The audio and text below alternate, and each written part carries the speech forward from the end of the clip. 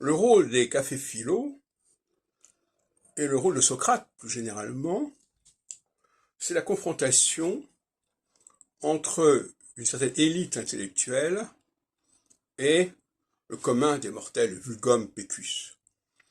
Et il s'agit chaque fois de mettre en échec le point de vue du vulgum pecus. C'est le jeu.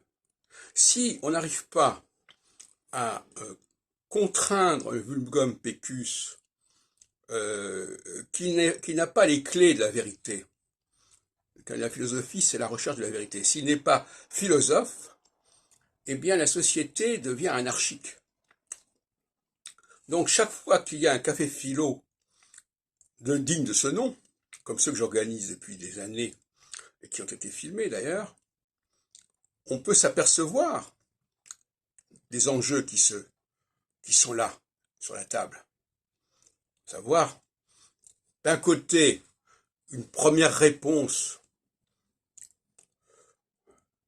des gens ordinaires, auxquels on démontre l'inanité de leur point de vue. Et c'est dans la mesure où il y a suffisamment d'enceintes et d'endroits de ce type que l'ordre des choses, l'ordre social, peut être respecté, peut être maintenu.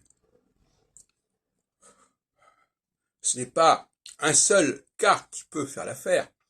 Il faut que ce soit, comme j'ai l'habitude de prendre l'exemple de l'organisme humain, anatomique, il faut qu'il y ait un équilibre des choses. Il faut qu'il y ait une certaine proportion de certains facteurs pour que le système fonctionne. Et d'ailleurs, dans le livre de la Genèse, le dialogue entre Dieu et Abraham, il est question de proportion. Une société comme Sodome ne peut être épargnée, ne peut être viable que s'il y a une certaine proportion de justes, de tzadikim, en son sein.